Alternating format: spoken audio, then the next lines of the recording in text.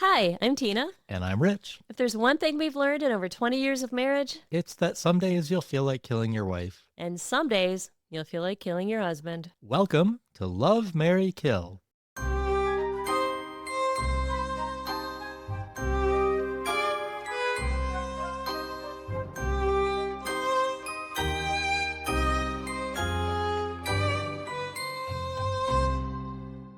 Hi, Rich. Hi, Tina. How are you? I'm doing good. How are you? I'm a little sleepy, but I'm otherwise great. I'm glad to hear I that. am looking forward to being done with the Menendez case and moving on. I bet you are. A It's lot been of times when we do these three-part episodes, or I guess when I do them, I have a lot of dreams about whoever we're doing the case on, and it's hard to shake it, Yeah. because you really do, you're immersed in the story, and you feel like you're part of the story, and I want to make sure that I'm doing the story justice. Yeah, and it's been a few days since we recorded part 2. So you've been living with this story and I know that you worked on it for a long time. So it's been in your head for quite a while. Weeks, yeah, since Christmas. It's Monday, February 16th. Thank you so much for the wonderful Valentine's Day gift. You really shouldn't have.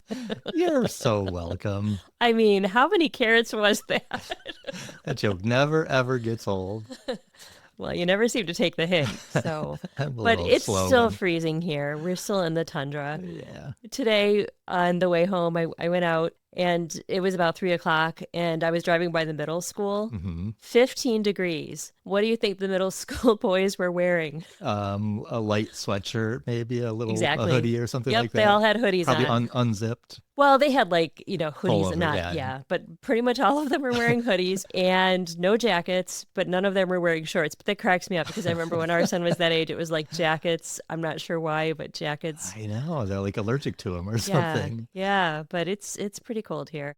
I thought that maybe we could get away this weekend and go a few hours south, but even 4 or 5 hours, it's still really cold. So it's Yeah, not just nowhere. us; we're in good company. Yeah, I was talking to a colleague that lives in Austin, Texas, and he was saying they got like an inch of snow, which wouldn't be a lot for us, but that for shuts them, they had 2 days off school because of that. Some of our Australian friends have been sending me pictures of their beach vacations, and it looks pretty nice, and some California people too. So they're doing okay, but most of us are still really cold. Yeah.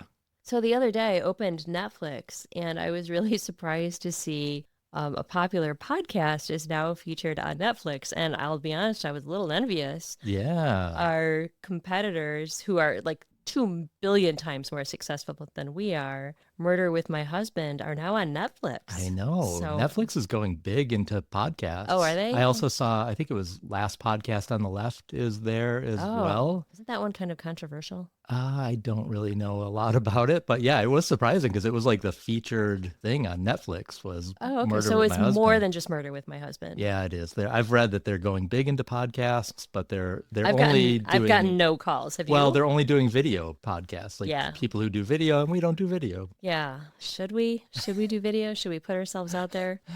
I think we're both pretty comfortable with the decision not to. Well, one thing I wonder is how you keep recording. Do they stop? Do they break it? I don't at know. any- I because didn't watch, but we I'm sure break a there's lot because I make a lot of mistakes and Well, we I have do to go too. back and I'm sure there's some editing involved, but yeah, I'm curious about that too. yeah. So I'm curious if you guys have watched the podcasts and how you feel about them. And if anyone out there works for Netflix and you want, maybe a Video slightly only. lesser known audio only podcast to be on Netflix, That just sounds really boring. let I'm us pretty know. sure people don't want that. We've talked about this a lot. We have chosen not to put our faces out there, and I'm still very comfortable with that decision. Same. Well, I did bring you a snack. It's something that I made a few days ago, and I guess you haven't partaken in them, but I Not made yet. some brownies, just a Ghirardelli mix. I have a problem. I can't just make a Ghirardelli mix, but I put some caramel in them and a chopped up symphony bar on top and some chocolate chunks, and then I frosted them.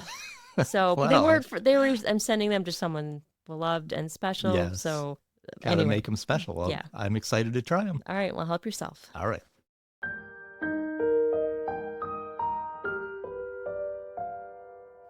So rate my brownies. What did you think? Oh, 10 out of 10, easy. I mean, Yeah. the Ghirardelli mix is so good. It's just so chocolatey. And then Mhm. your additions, I think, help. I think it adds just more, it's a little decadent, but it's really good. Yeah, they are cut very small. I should point that out. Yeah, I like things to be chunky. Well, having the frosting on top is really a key, a Oh, I critical was aspect making of a it too. comment on you. I said I like things to be chunky, and you didn't realize. I I was see. not body shaming you. You are Hmm. perfect just the way you That's are. why it didn't even occur to me that you were talking about me. Exactly. Thank you for coming back to part 3 of the Menendez family. I am excited to hear it. You're happy to get this wrapped up, I bet. No, I'm just interested because I really didn't know much about this case before we started. So Hmm. I'm interested in hearing the rest of the story. Well, I'm going to give this content warning one more time. Today's episode, we really do get deeply into some of the dysfunction in the family. This episode contains discussion of murder, family violence, and allegations of sexual abuse involving minors. Listener discretion is advised. Do you want to give the summary? Sure. In part 2, we talked about the buildup of family stress that led to the brothers thinking their parents wanted to kill them to keep their family secrets. So the brothers struck first, violently killing their parents in their Beverly Hills mansion. After the murders, Lyle seemed largely confident and unbothered, but Erik visibly unraveled and sought the help of psychologist Jerome Oziel. He confessed to Oziel, who had been taping the session. After 6 months of extravagant spending and making plans for their new lives, Lyle and Erik were arrested after the police were tipped off by Oziel's mistress, Judalon Smith. Before their trial began, Lyle and Erik decided to confess to their family. They had killed Kitty and José, but only after sustaining years of mental, physical, and sexual abuse. Their attorneys made a pivotal decision to use this as their defense. The strength of the state's case largely hinged on whether the taped confession would be allowed as evidence. The trial unfolded just as court TV launched and the rise of the 24-hour news cycle, ushering in an era of true crime as entertainment. America, and much of the world, became captivated by the Menendez brothers' trial. In July 1993, nearly 4 years after Kitty and José's murders, the trial began. The brothers were tried together, although there were 2 juries because the state had different evidence against each brother, but they both faced the death penalty. On July 8, 1993, 7 women and 5 men were sworn in as the jury for Lyle Menendez. 1 week later, a separate jury was seated for Erik, made up of 6 women and 6 men. Judge Stanley Weisberg presided over the trial. He became a household name in L.A. after the 1993 Rodney King trial. And years earlier, he had presided over the McMartin preschool trial during the Satanic Panic of the 1980s.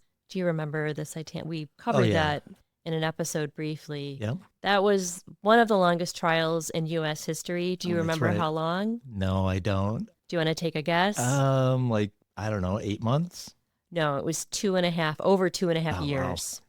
Prosecutors Pam Bozanich and Lester Kuriyama argued the case for the state, with Leslie Abramson and Jill Lansing representing the brothers. More than a dozen Menendez family members testified, including cousins and an aunt. They painted a consistent picture of José as harsh, controlling, and frightening behind closed doors. They described a man who demanded absolute obedience and used humiliation and intimidation as tools of discipline. Family members recalled being uncomfortable around him, watching the boys shrink in his presence, and sensing that the household operated under a constant threat of punishment. Kitty, they said, was emotionally unstable, deeply unhappy, prone to rage, and she became increasingly dependent on medication over time.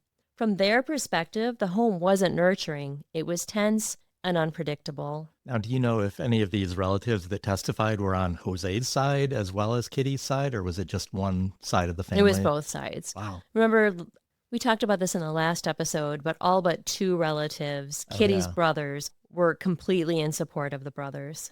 Craig Signorelli, one of Erik's closest friends, testified that Erik confided in him about sexual abuse by his father years before the murders, not once, but multiple times. He described Erik as terrified, ashamed, and desperate, talking about the abuse in hushed conversations that felt more like confessions than accusations. Donovan Goodrow, Lyle's friend, who had secretly lived in his dorm room, testified. Despite previously telling journalist Robert Rand and Lyle's attorney Jill Lansing that Lyle had confided in him about abuse by his father, Donovan denied it on the witness stand, shocking Lyle's attorney.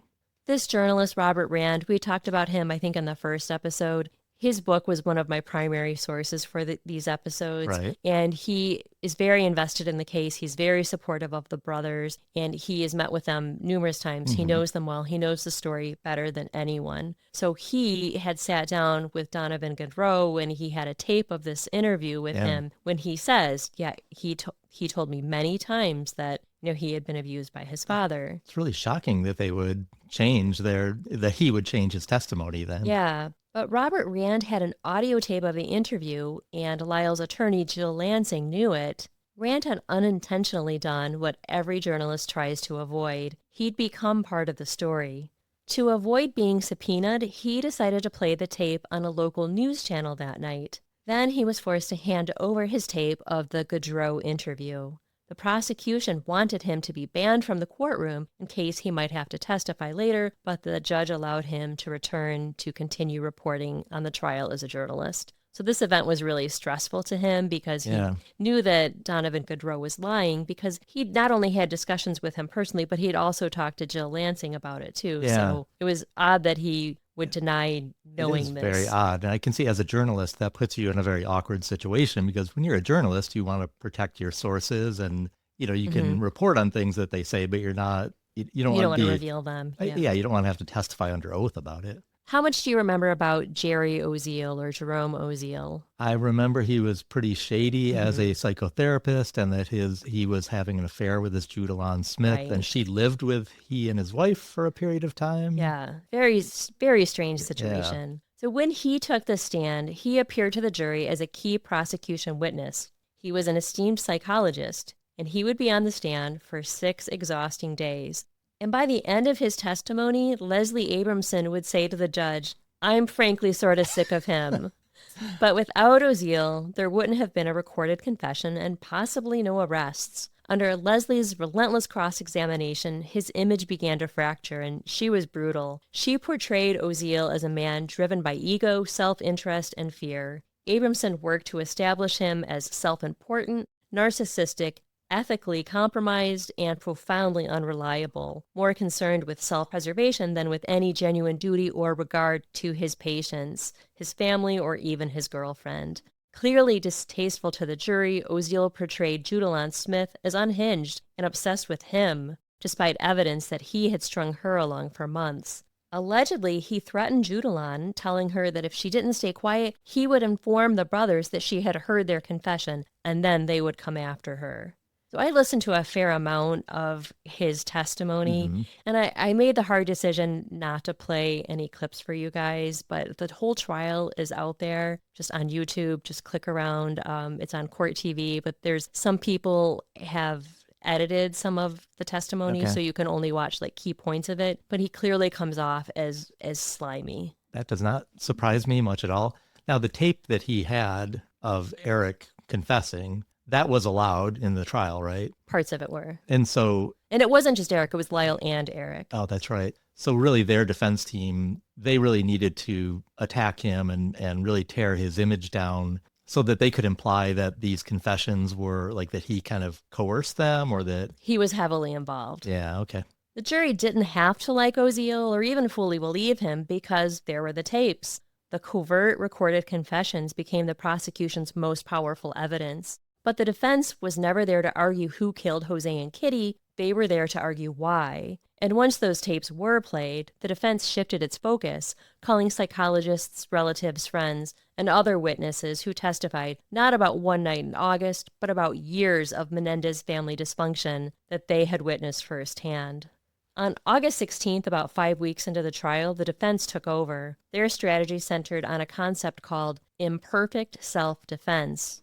This defense doesn't mean that a killing was justified. It means someone genuinely believed they were in immediate danger of being killed or seriously harmed, even if that belief wasn't reasonable or supported by facts. Under the law, that belief doesn't excuse a homicide, but it can reduce it. That was the heart of the defense's argument. Not that Lyle and Erik were legally justified, but that years of abuse and control had distorted how they perceived the threat. So when the confrontation happened, they genuinely believed their lives were in danger, even if they actually weren't. The defense wasn't trying for an acquittal, although that would be welcome. They knew it was very unlikely. They were hoping for involuntary manslaughter. Judge Weisberg was not a fan of the direction Abramson was headed. In fact, he was frequently exasperated with her aggressive style. The fact that there was molestation doesn't constitute a legal defense, he said when she wanted to introduce evidence of the pattern of abuse in both Kitty and Jose's families. Leslie Abramson was widely regarded as one of the most talented and formidable defense attorneys in the country, admired for her courtroom skill and feared for her aggressiveness, even as her methods often drew controversy. Her combative approach and frequent objections led to repeated warnings and tense exchanges during the trial from the judge. Jill Lansing, who represented Lyle, was a contradiction, measured, gentle, and thoughtful in her approach. The judge at some points was accused of being misogynistic because he was actually really hard on Jill, too. Interesting. The prosecution called some of Lyle's friends and former girlfriends who described him as intense, controlling at times, but also fiercely protective of Erik. One girlfriend recalled Lyle telling her that his father was cruel and that he felt trapped under Jose's control. Others talked about Lyle's anger towards his parents, not sudden or opportunistic, but long-standing. Coaches and teachers were also called. One tennis coach, Charles Wadlington, remember the boys had over 50 tennis coaches. Yeah. So Charles Wadlington said of Jose, "He was what I consider the worst parent of the people that I had ever coached. And most of the high-achieving students' parents were demanding, but he took it a step further. He was the harshest person I ever met."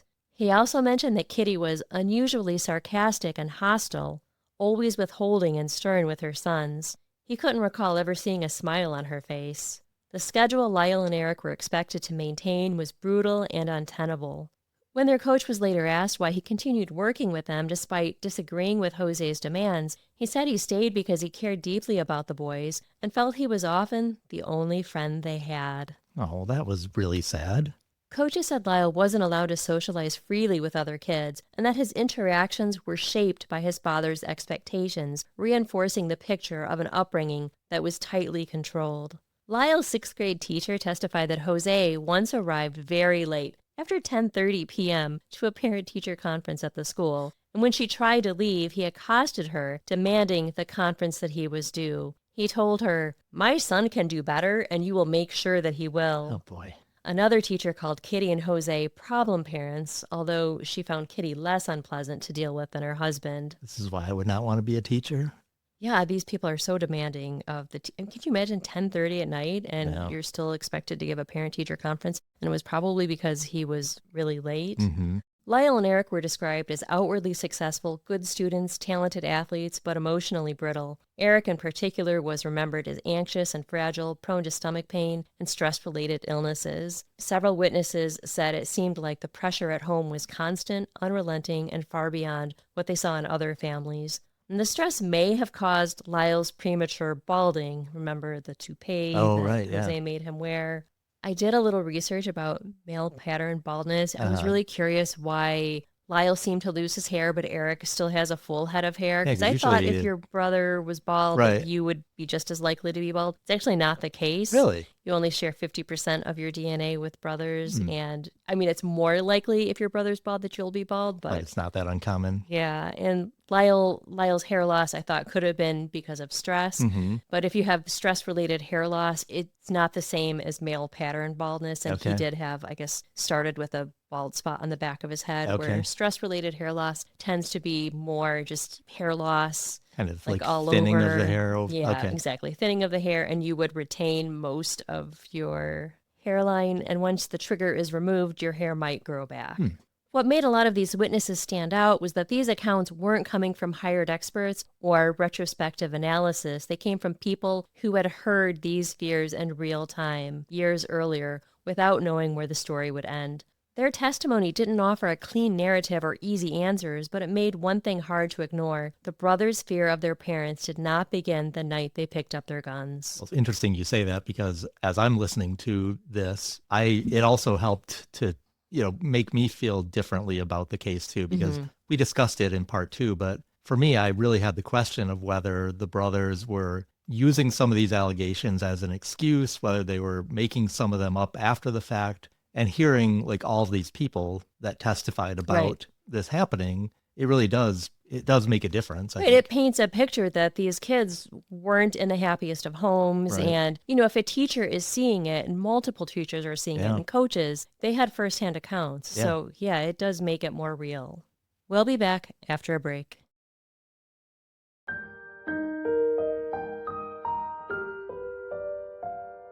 I try not to talk about the trials too much, but in this case, so much of the evidence came out at the trial. Yeah, it sounds like it. On September 10th, it was Lyle's turn to testify and try to convince the jury that he and Erik were victims of sexual abuse. He was on the witness stand for 9 days. Lyle, now 25, claimed that he killed his parents because he was sure they were planning to kill him and Erik. It was hard to understand him at times through his tears. He explained that his father held him to a higher standard than his brother because he believed he had more potential. Lyle's emotional, disturbing testimony gripped the jury and the whole courtroom. Many cried along with him. He had been sexually abused by his father from ages 6 to 8. It started as fondling and progressed to oral sex and beyond. Lyle said his mother was never nurturing, and even when he was very young, she told him she hated him and that he ruined her life when he was born. She insisted on bathing him, touching his genitals until age 13. She walked around the house shirtless, asking him if she looked good. The boys slept with Kitty when José was out of town. She made them touch her. They didn't realize it was wrong until they were older. Lyle suffered from enuresis until his teen years, and both parents would shame him for it and rub his face in the soiled sheets, refusing to change or wash them. Lyle admitted to inappropriately touching Erik when he was 8 and Erik 5. From the witness stand, he whispered, "I'm sorry," to his brother. Lyle made it clear that José had always cautioned him not to divulge family secrets or he would kill them. José would tell him, "What we do is like what Roman soldiers do before they go into battle, to become closer, to become warriors." Most people in the courtroom were captivated by Lyle's testimony, but not the prosecutors, who compared it to a performance by Sir Laurence Olivier. During cross-examination, the prosecutor was brutal, but Lyle was calm and controlled. Oh, that is just so disturbing hearing all of that. It's just really, it's hard to hear. I wanted to play clips from the trial, but unless you're really seeing Lyle's face, I don't know if you can get a full picture. And he was emotional on the stand, and there were like a lot of pauses, so I wasn't sure if that would actually give any value to the Right. listener. But I do encourage you to go to YouTube and watch some of the trial. Yeah. I believe that his testimony was very sincere, but I couldn't help but remember the 911 call when he was hysterically crying, and Right. you know that seemed sincere to me too. Yeah. And he was clearly lying on the 911 call, but he was on the stand for days and days and gave story after story of, you know, abuse, of like, some of it was not as serious as others, Right. but Still, yeah, it's really heartbreaking. Yeah, heartbreaking. I'm a little surprised the prosecution was kind of brutal with him. Yeah. That's a difficult line to walk as a prosecutor. I know they have to try to, basically paint him as a liar, but boy, after that kind of emotional testimony, to get up there and then, be mean to someone on the stand like that. There's something they do at the end of the trial that a lot of people were unhappy with. We'll get there in a few minutes. Erik, now 22, was up next. He also testified for several days. His close relationship with Leslie Abramson was on display for all to see. Erik said that he had been sexually abused by his father since age 6. He had names for the 4 methods of sexual abuse his father subjected him to: knees, nice sex, rough sex, and just sex. He explained that sometimes José stuck him in the buttocks with pins and tacks. Meanwhile, the brothers were picked apart in the media. The question remained, was their story of abuse believable or a convenient excuse? The media called this the abuse excuse.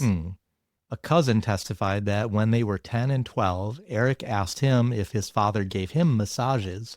The cousin also remembered seeing an ominous jar of Vaseline in Erik's bedroom.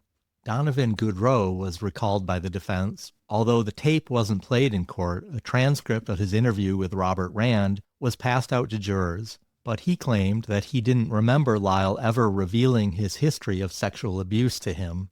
Several psychologists who were experts in the field of childhood trauma, who had interviewed the brothers, testified that they found them to be credible. Leslie Abramson chose to play the tape of Lyle and Erik with Jerome Oziel. The jury heard the secret recordings that Oziel had made in his office, conversations in which Lyle and Erik discussed the killings in their own voices.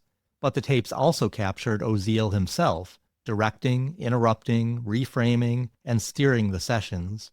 To the defense, they sounded less like clean confessions and more like guided conversations, shaped by a man who was frightened, compromised, and controlling the narrative as much as recording it. The testimony of Judalon Smith was long anticipated.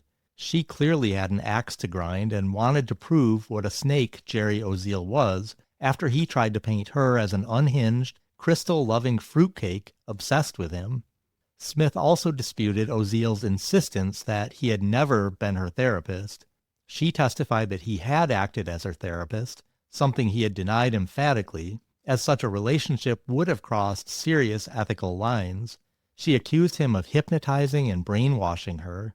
Unbeknownst to Oziel, Judalon had been taping their conversations. In one interesting exchange, he said, "There's $14 million involved." She replied, "So? Figure it out," Oziel said. So the implication there being that Oziel was somehow after as much of that $14 million as he could. I think so. Remember, he went to the funeral and he billed them for it. And right. He was, not a good guy. No. When the prosecutor accused Judalon of being in love with Oziel and wanting to marry him, she disagreed. Dr. Oziel wanted to marry me, not me him. The prosecutor retorted, "But you wanted to have children, and you indicated to the police." Judalon interrupted, "I did not want children that looked like Dr. Oziel." The courtroom erupted in a long, much-needed laugh. On Friday, December 3rd, 1993, at the end of the day, the defense rested. Over the 85-day trial, there had been 101 witnesses and 405 exhibits. Everyone was exhausted. In her multi-day closing argument, Leslie argued that Erik actually didn't kill anyone. Lyle had delivered the fatal shots to both Kitty and José. Do you remember that? I did not remember that. The first episode.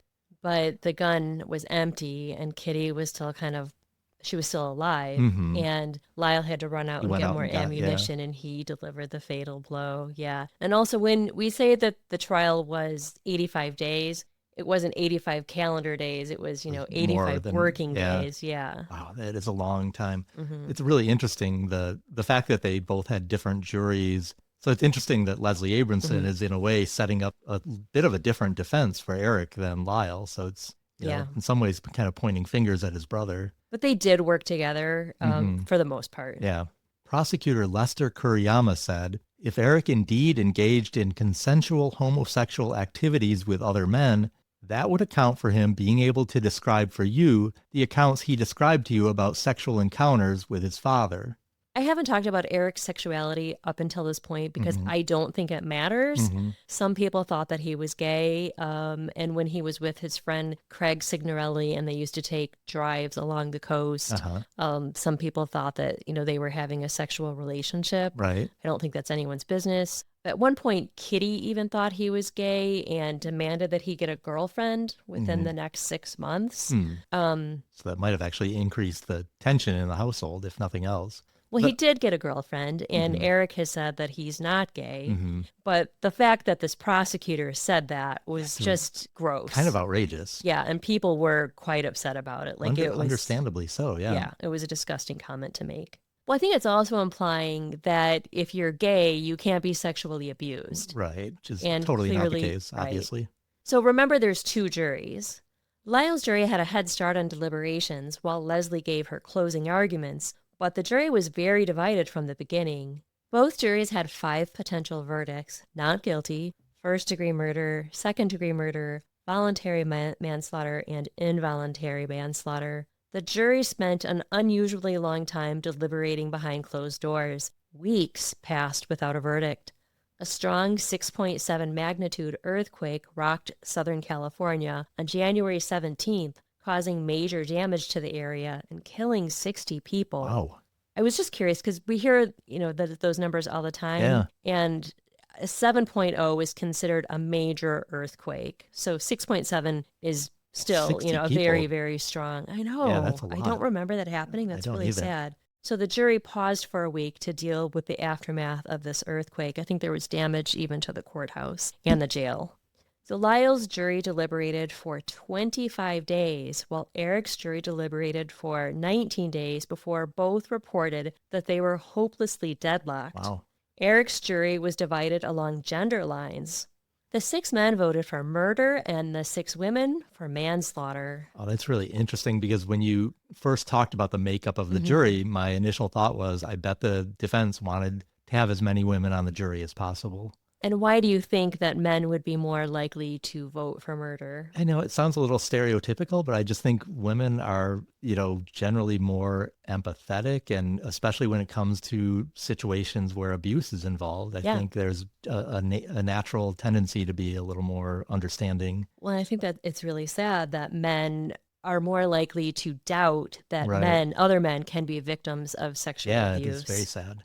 Judge Stanley Weisberg declared mistrials for both Erik and Lyle on January 28th, 1994. It's also really interesting that they had 2 separate juries and neither jury, and they weren't Right? talking to each other, and neither of them could come to Yeah. a conclusion. In June 1994, after his infamous Bronco chase on live TV, O.J. Simpson was arrested for the murder of his ex-wife, Nicole Brown Simpson, and her friend, Ron Goldman. He was taken to the L.A. County Jail and placed in the cell next to Erik Menendez. They weren't strangers. Years earlier, Simpson had visited the Menendez home and thrown a football around with the boys after José hired him as a spokesman for Hertz. Remember, José used to work for Hertz. That's really wild. Erik tried to coach OJ on how to be a prisoner, how to work the system, how to deal with the guards, but the reality was that Simpson was treated like royalty. His cell door remained open, he was allowed a phone, he was given special food. Guards stopped by all day to ask him for his autograph.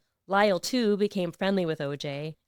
Lyle was being kept in a separate, I'm not sure if it was a Cell building block or a yeah. separate area. Lyle advised OJ to accept a plea deal, but OJ did not want to damage his good guy image with the public. Wow, I bet OJ is really happy he did not listen to Right? Lyle. Yeah. So when journalist Robert Rand asked if Lyle thought that OJ was guilty, he said, absolutely. He knew Erik and I, and he trusted us. So I think Erik is implying that OJ admitted to killing Nicole Brown Simpson and Ron Goldman. Well, he kind of admitted it to almost everybody in that book he wrote. So yeah, I wouldn't be at all surprised. In June 1990, Lyle began receiving letters from a woman named Norma Novelli, a 50-something British expatriate. She came to see him in jail several times a week, and the pair also talked many nights on the phone for months. It was not a romantic relationship on Lyle's part, but Norma seemed fixated on him. However, unbeknownst to Lyle, she recorded their conversations. Later, she released a book, The Private Diary of Lyle Menendez, with transcripts of their calls. Oh, that's really low. Yeah. Despite the way the tapes were later portrayed in the media, there weren't really any bombshells or confessions or hidden revelations about the murders. What emerged most clearly was Lyle himself, alternately guarded and emotional and often arrogant, especially in the confidence he expressed about his ability to win over a jury. I could only find the audio version of this book, and it was really hard to understand, so I didn't listen to most of it. But Lyle was very confident about the testimony that he delivered. Yeah. And I watched a fair amount of it, and he was very convincing. If I had to compare Lyle's testimony to Erik's testimony, I think Lyle definitely delivered a better story to the jury, and he did it in a really convincing way where Erik, I think, was just so nervous, he kind of fell apart under the pressure a little more. So these tapes to Norma, he was like saying, well, I really nailed it with the jury, and he really did. Well, that almost makes it sound like he was acting, though, or that he was kind of admitting to that he was acting a little bit. It kind of sounds that way, but in actuality, I think he was just saying, no, I did a good job. The prosecutor tried but failed to have these tapes admitted in the second trial as evidence, as they were recorded without his permission.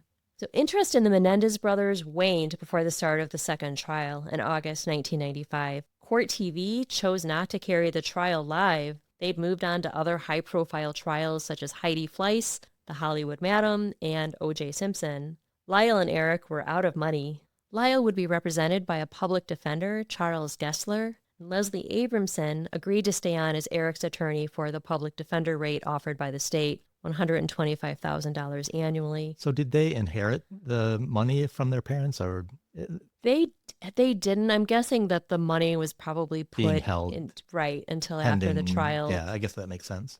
I'm going to make this a lot briefer than I did during the first trial. Judge Weisberg again presided over the trial. The brothers were tried together, but this time only one jury would hear the case. Lyle, 27, and Erik, 24, had shed their sweaters for more mature attire for this trial. They now arrived in court in shirts and ties. I don't think I talked about that, but during the first trial, they looked very preppy every day, and I think that was Leslie's idea to try to make them look younger. And Kind of surprising, though. It kind of seems like it would make them look like, sort of entitled. Right, and I think men. that's exactly what it did. Yeah. So I think they probably should have just worn suit and ties during the first trial, too.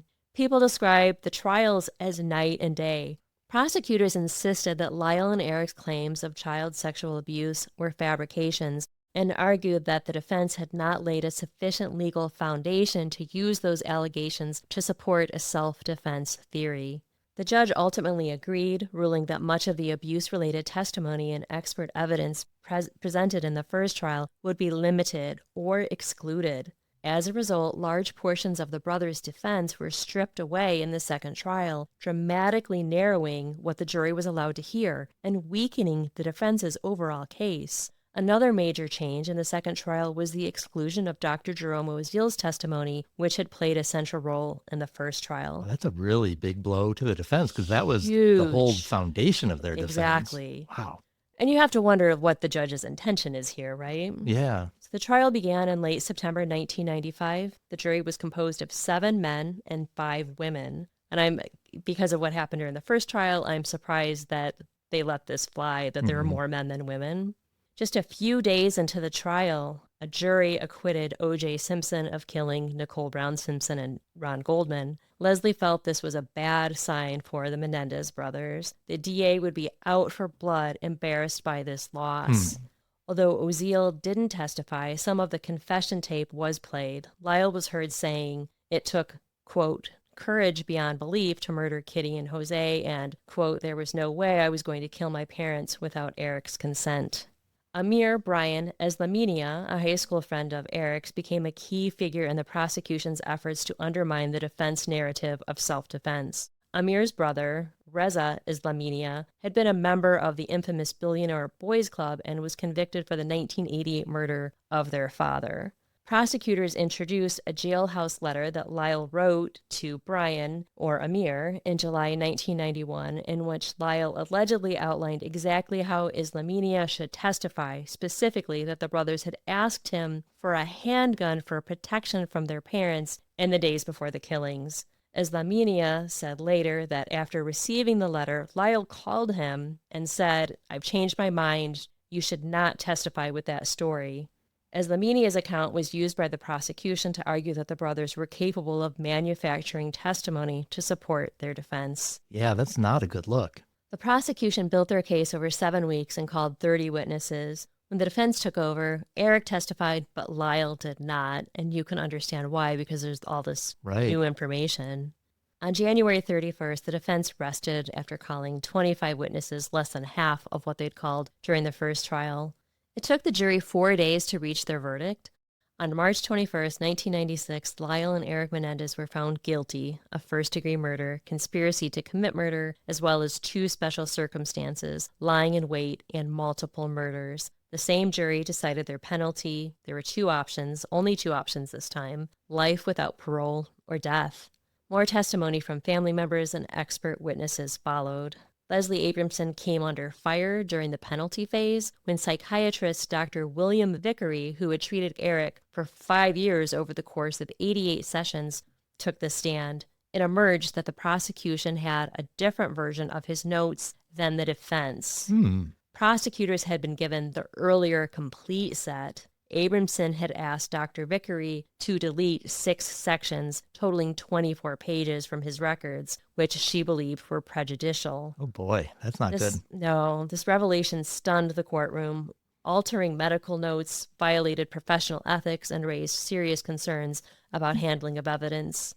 Abramson insisted that she had been trying to protect her client, but the damage was done. She was later investigated by the California State Bar.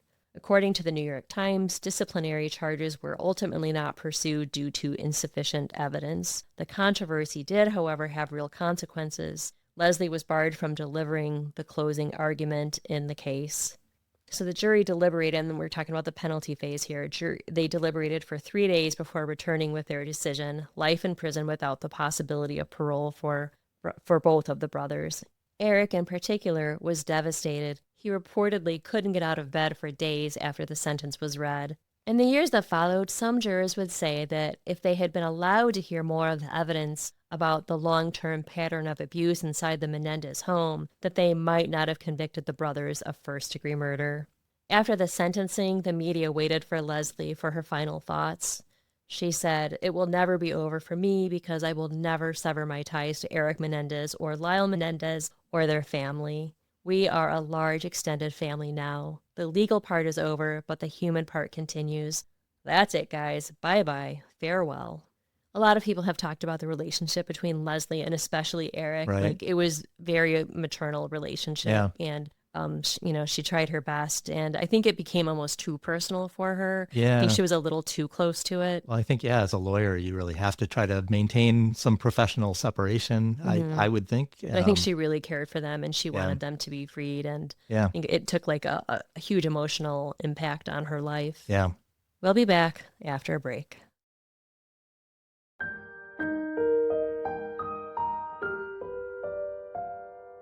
Dominic Dunn was one of the most visible courtroom figures of the era, a society writer turned true crime journalist whose work for Vanity Fair was shaped by personal tragedy, the murder of his daughter, actress Dominique Dunn, in 1982. When Vanity Fair first put long-circulating rumors of sexual abuse into print, the brothers reacted with outrage, though those allegations would later form the core of their defense. Dunn, however, remained openly skeptical. Covering the Menendez trial in 1993, he largely viewed the brothers as entitled and greedy, guilty of calculated murder rather than driven by trauma. Though he acknowledged moments of doubt as testimony unfolded, he never fully accepted the abuse narrative, and his reporting helped frame the case as both a murder trial and a cultural spectacle, with his voice among the most influential in shaping public opinion. So as we've talked about, I didn't really know a lot about this case, but in my consciousness, like obviously I heard about it when it was going on, that was definitely my impression of it. Basically what Dominic Dunn was kind of getting across there, that these were two spoiled, greedy, rich kids who were, Well, I mentioned him because he did kind of lead the media narrative. Yeah. He reported a lot in Vanity Fair about this article. I also mentioned him because I'm thinking about doing his daughter's case. He was also portrayed in the movie Monsters. The Menendez case didn't just consume the brothers, it consumed everyone around them. Family members, friends, investigators, lawyers, witnesses. For years, their lives hovered in a kind of suspended animation between Kitty and José's murders and the final sentencing. Lives were put on hold, relationships frayed. Detective Zoller, the lead detective in the case, later said the case cost him his marriage and pushed a wedge between him and his children. And he wasn't alone. This wasn't a story that stayed neatly inside a courtroom. It reshaped the lives of everyone involved. Dr. Jerome Oziel's life was never the same. His conduct was scrutinized in open court, his professional reputation badly damaged, and in the years that followed, he surrendered his California psychology license, effectively ending his career as a practicing therapist. Leslie Abramson maintained a lower profile after the case, other than briefly representing Phil Spector in 2004. I mentioned this because, cases like this, they're all consuming, not just for the defendants, but everyone involved. Yeah. And it takes, it took years and years for this to be resolved. Right.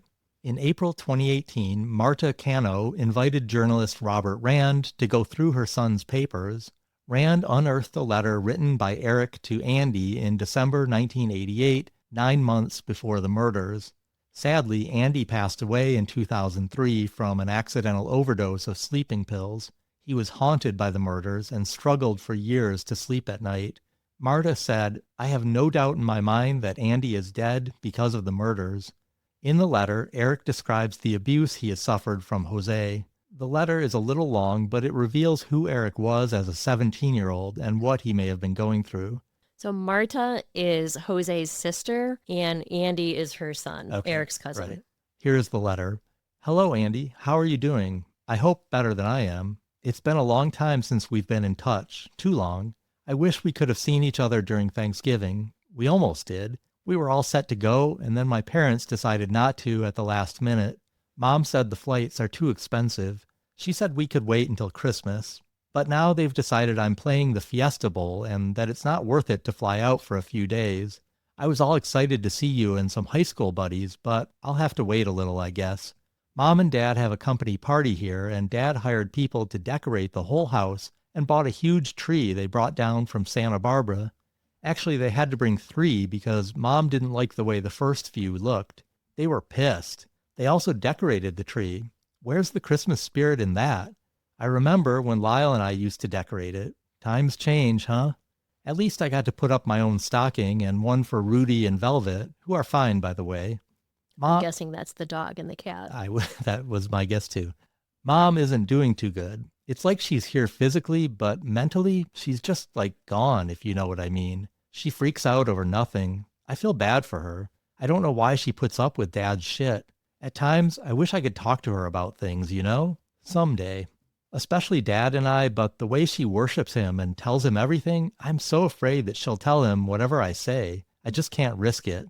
Lyle got into a huge fight with her over why we couldn't spend Christmas with the rest of the family, and Mom freaked out and said if he wanted to go, he could go alone. I just don't know why she wants to hurt him like that. Lyle wanted to stay, but Dad wouldn't let him. Now I'm here all alone. I've been trying to avoid Dad. It's still happening, Andy, but it's worse for me now. I can't explain it. He is so overweight that I can't stand to see him. I never know when it's going to happen, and it's driving me crazy. Every night I stay up thinking he might come in. I need to put it out of my mind. I know what you said before, but I'm afraid. You just don't know Dad like I do. He's crazy. He warned me 100 times about telling anyone, especially Lyle. Am I a serious wimpus? I don't know if I'll make it through this. I can handle it, Andy. I need to stop thinking about it. Anyway, I hope you're doing good. How's your new girlfriend, Allison? She sounds pretty great. When do I get to meet her? I can see why you don't want to leave Puerto Rico. I hear you're playing a lot of soccer. That's great. I love soccer. Too bad I had to quit. How many tap-ups can you do? I'm glad to see that school is easy for you. Sounds a little too easy, though. Are you learning? Next year is the important year. 11th grade transcripts are what colleges look at. I'm doing okay so far with school. My tennis gets in the way some, but next year is an important year. I think if I do really well in tennis, Mom and Dad will ease up some, just in time for me to start college at Brown or Berkeley. Anyway, I'm playing great. We really like our new coach, Mark. He beat Lyle 6-0 the first time they played. It was so bad, Lyle even had to laugh. Well, I'm going to go, buddy. It's getting late and I don't feel well. Keep in touch. Hopefully I'll see you soon. Until then, God bless you and Merry Christmas. I miss you. Love, E. So what's your impression of Erik after reading this letter?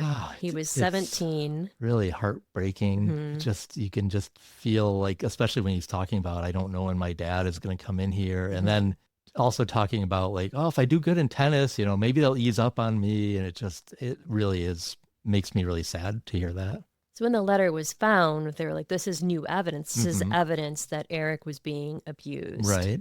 District Attorney Nathan Hochman, who took office in December 2024, called the letter not credible evidence because it can't be corroborated by Andy Cano. It's not timely because it was not presented at time of trial. The previous DA, George Gascon, who lost his re-election bid to Hochman, recommended the brothers be resentenced to 50 years to life, which would make them eligible for parole. For years, journalist Robert Rand suspected there was a deeper connection between José Menendez and Menudo. Remember when we talked about Menudo and how he, did seemingly have this obsession with them? That's right. After years of interviews with more than 100 former members of the group, Roy Rosello came forward in the Peacock documentary, Menendez plus Menudo, Boys Betrayed, alleging that José Menendez sexually assaulted him while he was at RCA. José invited him to his house when he was just 14 years old. Rosello said that after José gave him a glass of wine, he became drowsy and lost muscle control. José took him into a private room, and Roy doesn't remember anything after that. Later, he woke up in his hotel room in tremendous pain, bleeding badly from his anus. And it happened again before and after a Menudo performance at Radio City Music Hall. Roy Rosello was also featured in an episode of 48 Hours, the Menendez brothers' fight for freedom. The band's former manager, Edgardo Diaz, is also accused of sexually assaulting band members, including Roy. He said that he was forced to share a room with Diaz when Menudo traveled. Parents weren't allowed to go on tour. Rosello filed a lawsuit against Diaz in 2025. Wow. So I watched this 4-part series on Peacock, and it's super disturbing. I did make a mistake here too when I said there were more than 100 former members of the group. I think there's been like 50 members of the group.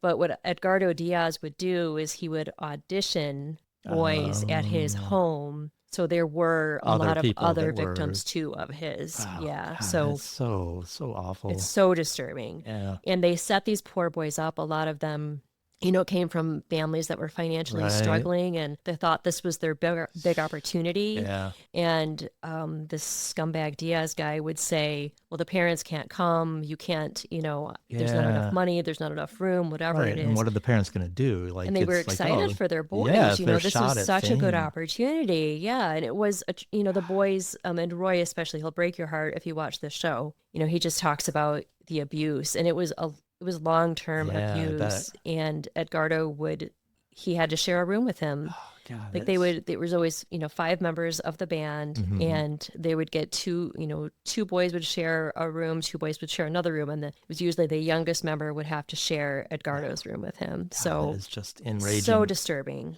Roy Rosello's revelation, along with the Andy Cano letter, prompted Lyle and Erik's attorneys, they have new attorneys now, to file a writ of habeas corpus in May 2023 requesting that their sentences be vacated, citing the new evidence that they said supported their long-standing claims of abuse. Along with shifting public attitudes about male sexual abuse and growing support from TikTok creators and a younger generation, the brothers had reason to feel hopeful again. Defense attorneys requested that the brothers' convictions and sentences be vacated, or at a minimum, that the court allow a new evidentiary hearing based on Roy Rosello's accusations. But the hope was short-lived. In 2025, a Los Angeles judge rejected the habeas petition, ruling that the evidence did not meet the legal standard required to overturn their convictions or grant a new trial.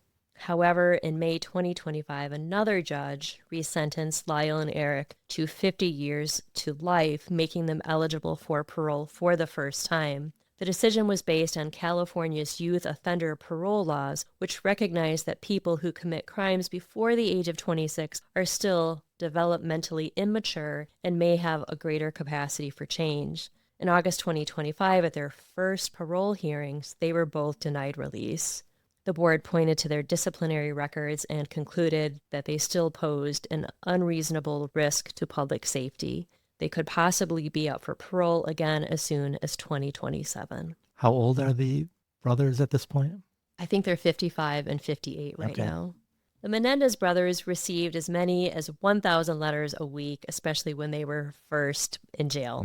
Many came from women expressing romantic interest, sometimes including provocative photos, but many others were from abuse survivors.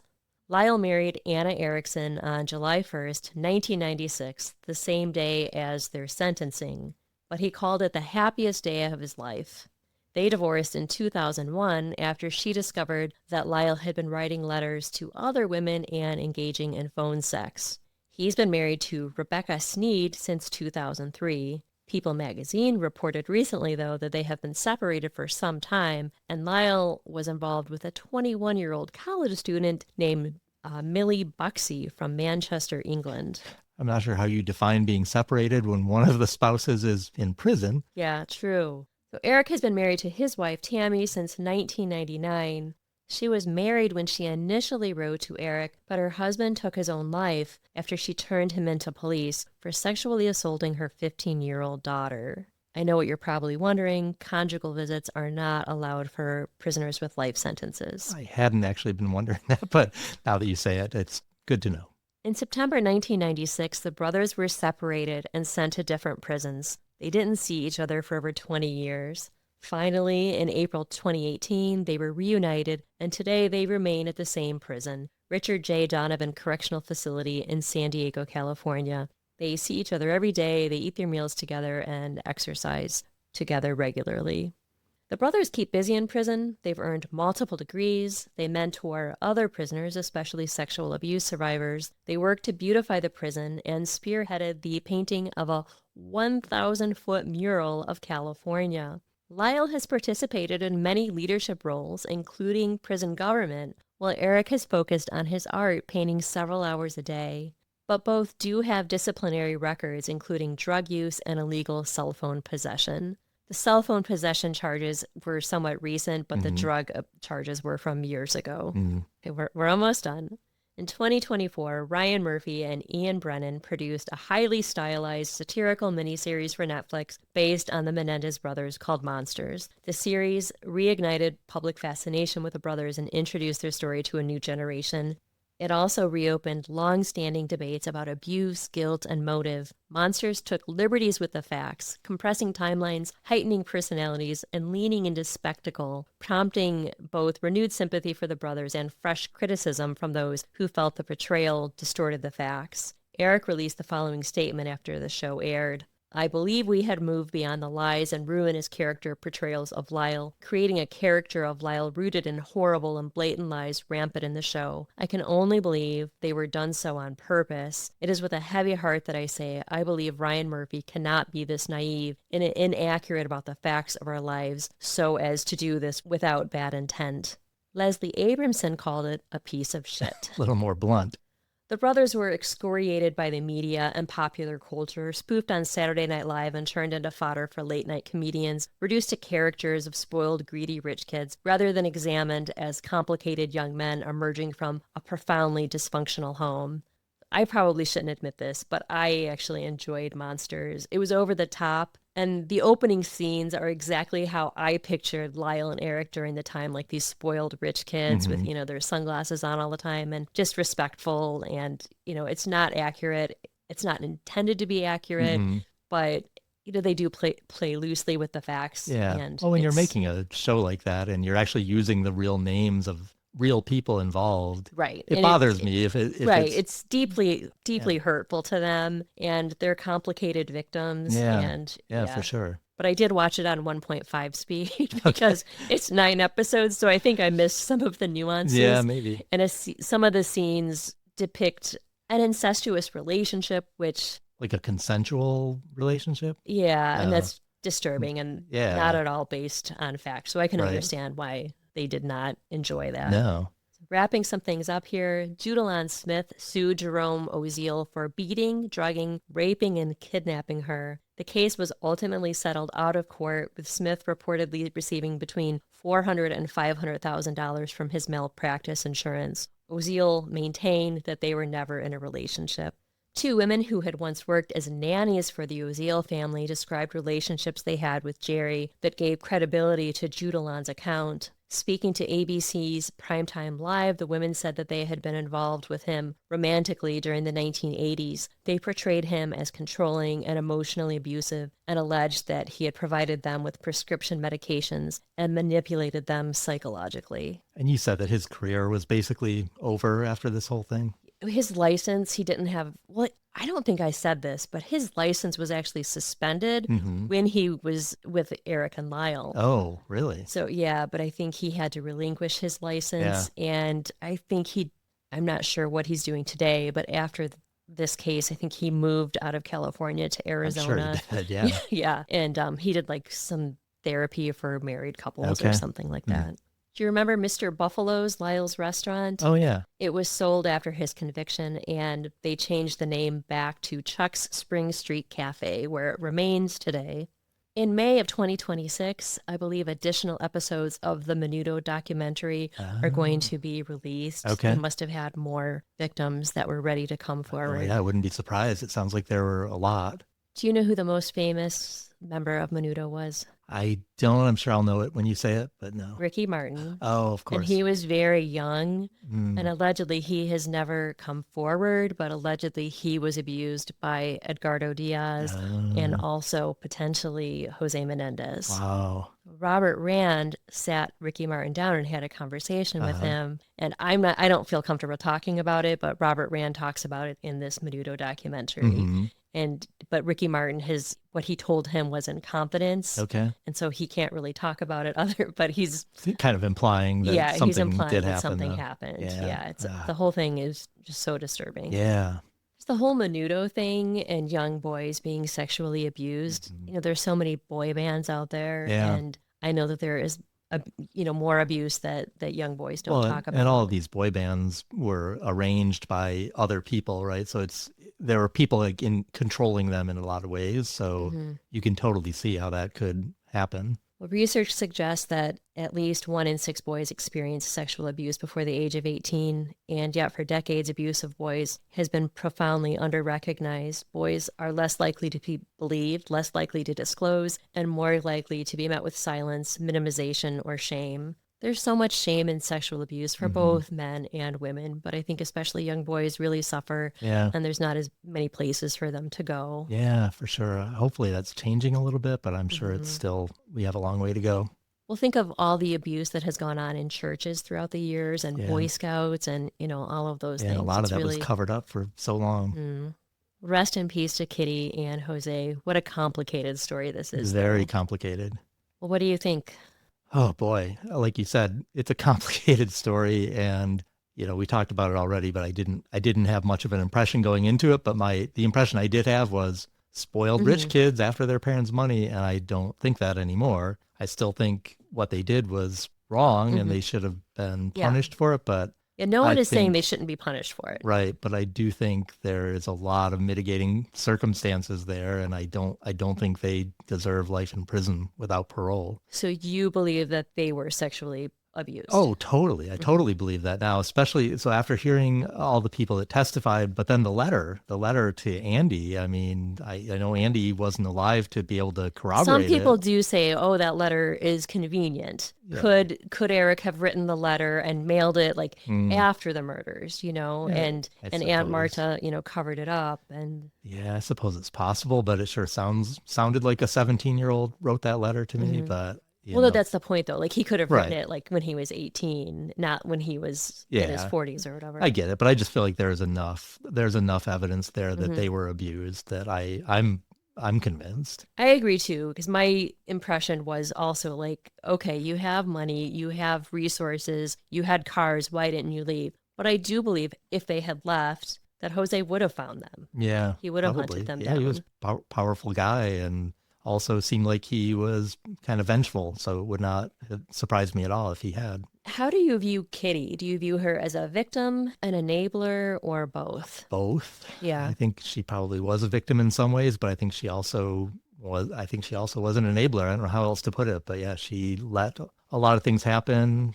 but I don't know. It's just we talked about it I think in after part 1, but there's like I don't know where you draw the line between being like I had a horrible upbringing and, so that's why I do the things I do versus taking Hmm. responsibility for your own actions. I think it's really difficult to draw that line.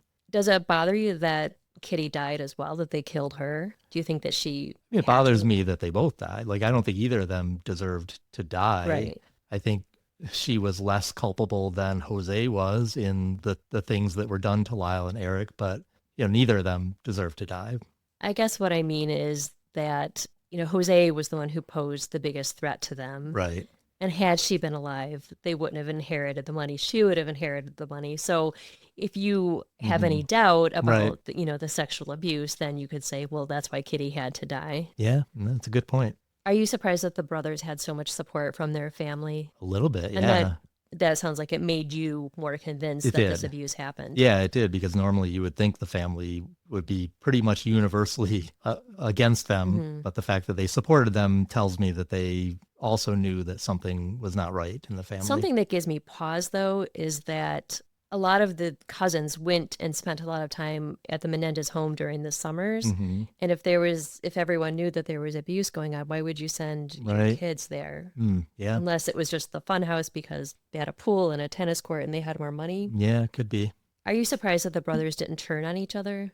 Um, Because we talked about how Leslie said that it was really Lyle right. that killed both of his parents. Yeah, it seems like the brother, like they had an interesting relationship. It sounds like Lyle viewed himself as maybe Eric's Hmm. protector in some way, but it seems like I think in situations like that, if they're both in a similar situation with their upbringing, and I would imagine you get closer together with your brother when you're both Yeah, in that definitely. situation. Yeah. So it doesn't surprise me that they didn't turn on each other. I think Erik had a lot of guilt because he was the one that confessed to Dr. Oziel, Mm-hmm. and he kind of fell apart after the murders, and Mm-hmm. I think he had some guilt because of that. Yeah, I'm sure he did. I wonder, do you think they would have been arrested and tried if he And hadn't that's confessed? the question. I think they eventually would have I would been. think so too. Like a lot of they said they committed the perfect crime. They really No. didn't. We talked about this a lot. Like they really just kind of got lucky. Yeah.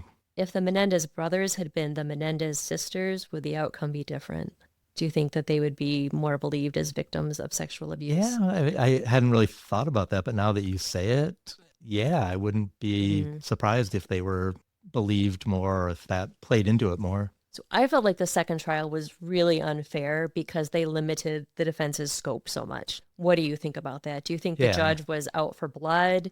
I don't know what the judge's motivation was, but I completely agree with you. It doesn't seem fair at all that Hmm. you're not allowed to introduce that sort of, mitigating circumstances.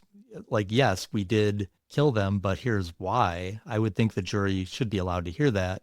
And I don't know, the judge, it makes me think, because it was the same judge, that he just didn't want another mistrial. And so he Yeah. wanted, a conclusion. And you said this was right after the OJ trial Yeah, too. and it sounds silly, but I do think that those things were linked, There was, and it wasn't yeah, long after like the Rodney King stuff, and so there were just a lot there's a of lot of things that, pressure. yeah, that was making the state look like they weren't doing a good Yeah, job. I hate to be cynical and feel like there's a conspiracy, but it does sort of feel that way that Hmm. they were really wanted to make sure they were going to get a conviction. But they work and they did murder their parents, Yeah, for sure. So I was able to change your mind about this case. You were, and it sounds like you kind of changed your mind over Oh, the course definitely, of yeah. researching it as well. Hmm. Yeah. What is your sense of public opinion in general on this? I feel like at this point, most people are okay with them being released from prison. They've Yeah. done their time. They've been in prison for over 35 years Hmm. and they don't see them as a threat. But, some people are like, no, they killed their parents and they killed their parents for money. Yeah. And, I know some people take a very black and white view of that kind of thing. Like, mhm. hey, you killed somebody, you need to be in prison for the rest of your life. Yeah, I do sometimes. Yeah, I feel like sometimes, this but case is a little more nuanced, and I say this a lot, but I'm going to mention it one more time here. It's okay if you disagree with us. right. It's okay if you look at the evidence and your life experience takes you to a different place than Sure. where we ended up. We don't always have to agree on everything. Yeah. Well, that is the story of Erik and Lyle Menendez.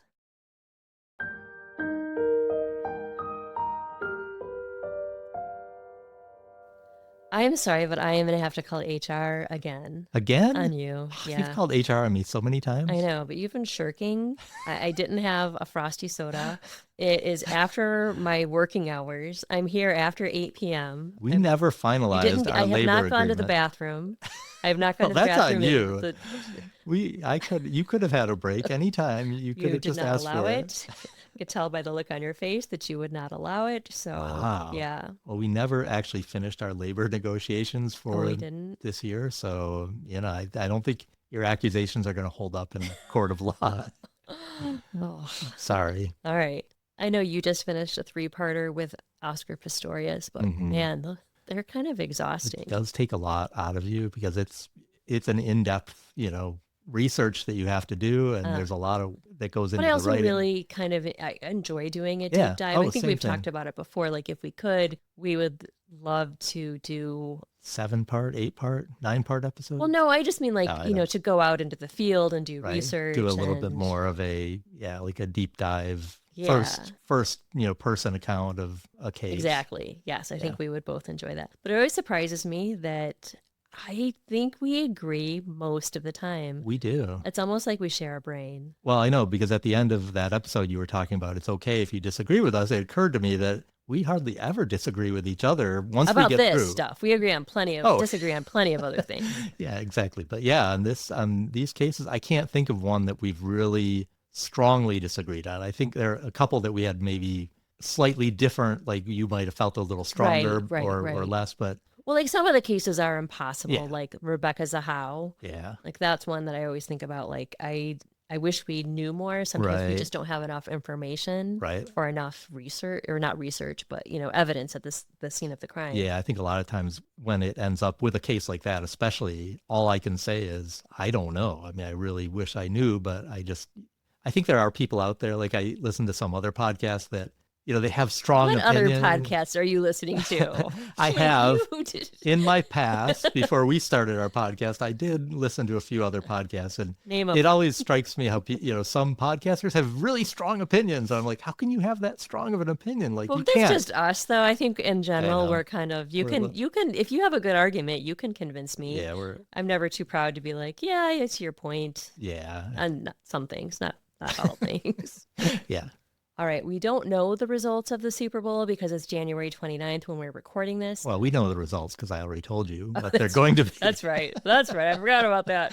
You're so smart. But I feel bad for you because it's the dark season still, I know. and there's no tough college time of year. football, there's no baseball, Everything pro is football's over. There's Everything is over. one You have no game. reason to get out of bed in the morning. I'm not a basketball fan. I do like hockey, but I don't really watch hockey very often at all. Maybe if like the Red Wings make the playoffs, but yeah, in general, from now until April, It's nothing. It's a tough time. Gonna have to spend time with your wife. Oh my Oh, gosh. jeez.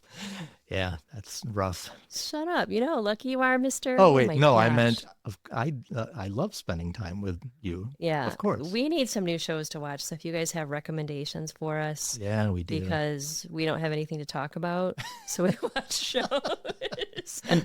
And I think anyone who's been married for more than 6 or 7 hours Yeah, can yeah. relate to that. Well, we really enjoyed Pluribus, but that I really season liked- 1 ended. But that was really it was a good mix for me, and you liked it too. too. Not everyone likes it though. not everyone likes it, but there was, to me, it had some humor in it, but it was Mhm. also serious. But it gave you a lot to talk about. Like you could, Yeah. after you watch it, you could talk for hours about like, well, what did that mean? What does this mean? And I think about this all the time. Like if something like that were to happen, like an apocalypse, like how will I react? right. I think that's why a lot of people like shows like that, because it's like you put yourself in the shoes of the person, in the show, and you're like, what would I do? Yeah, like a lot of bad things happen, but society just keeps chugging along. Yeah. So you just have to wonder if like a zombie apocalypse did happen. Can you adapt to I think we talked anything? about this actually somewhat recently, but I would be among the first 2% to go, I'm pretty sure. Well, that Yeah. makes me sad because I'm gonna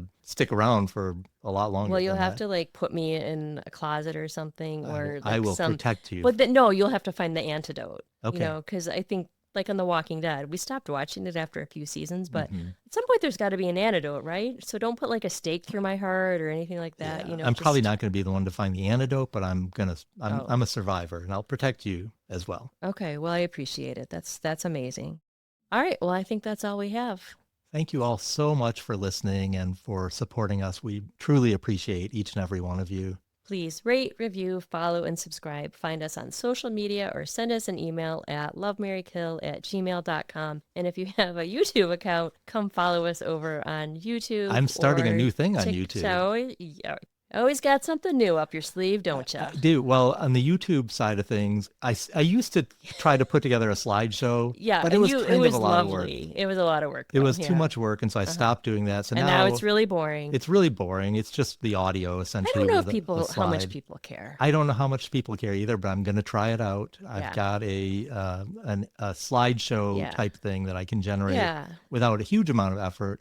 So I'm going to try it. And Well, we'll now see we're how it over on goes. the TikTok, and the TikTok is like, people are like, oh no, Yeah. the rules are, the TikTok Right. people As soon are, as we got to TikTok, it people all were fell deleting apart. it. Yeah, I heard that their deletions are up like 200%. So Yeah, but we're there. yeah, well, that's all it takes is for us to go somewhere, and then it's like not cool anymore. It's just how it So, happens. Yeah. Well, anyway, until next time, Don't kill your wife. and don't kill your husband.